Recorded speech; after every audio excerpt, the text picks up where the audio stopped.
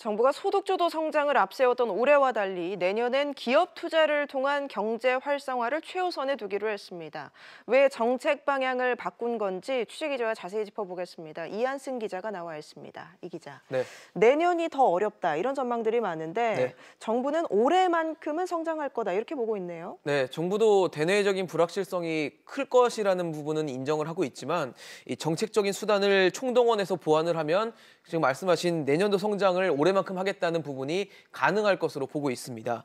이 세계 경제 둔화로 성장률이 앞으로 낮아질 수 있다는 데 대해서 홍남기 부총리는 내년도 전망치인 2.6에서 2.7%가 최저선이 될 수 있도록 하겠다고 말했는데요.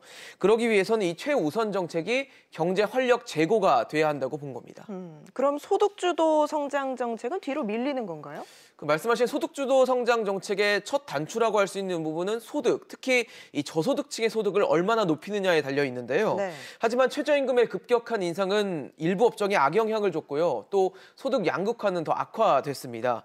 소득주도 성장에 효과를 두고 논란이 계속되자 정부도 지난해 이맘때쯤 발표했던 2018년 경제정책 방향에서는 무려 10번이나 언급했던 이 소득주도 성장이라는 표현을 오늘 발표한 경제정책 방향에서는 딱 한 번밖에 말하지 않았습니다. 최근에 어려운 경제 여건을 감안해서 정부가 투자 확대 등 경제 활력을 제고하는 데 1차적인 정책 역량을 집중한다는 그런 취지로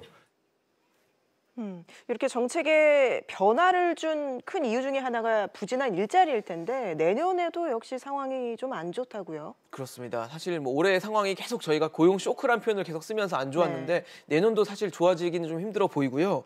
통계청에 따르면 지난해 일자리 같은 경우는 1년 전에 비해 31만 개 늘었는데요. 저희가 흔히 질 좋은 일자리라고 말하는 제조업 일자리 같은 경우는 오히려 7만 개 줄었습니다.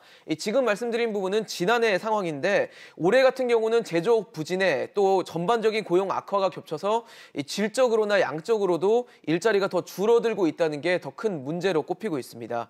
이에 정부는 내일 이 자동차 부품 산업 활력 제고 방안을 발표해서 고용 창출 효과가 큰 자동차 산업을 지원해 경제 활력의 물꼬를 트겠다는 계획을 갖고 있습니다. 경제정책 방향에 상당히 방대한 내용들이 담겨 있는데 네. 이 밖에 또 눈에 띄는 내용 어떤 게 있습니까? 일단 눈여겨볼 수 있는 부분 중에 하나가 조세제도인데요. 이 조세제도 같은 경우는 개별 소비세 감면 연장이나 또 증여세 특혜 확대 등이 포함이 됐습니다. 하지만 시장에서 요구를 해왔던 증권거래세나 부동산 거래세 인하 등은 포함되지 않아서 이 기업을 살리겠다는 메시지가 부족한 것 아니냐 이런 지적이 나왔는데요. 네. 개소세 감면 연장 같은 경우는 예전 사례를 봤을 때 이 개소세 감면이 끝나고 나는 시점에부터는 판매가 좀 급감하는 사례들이 있어서 우려가 되고 있고요.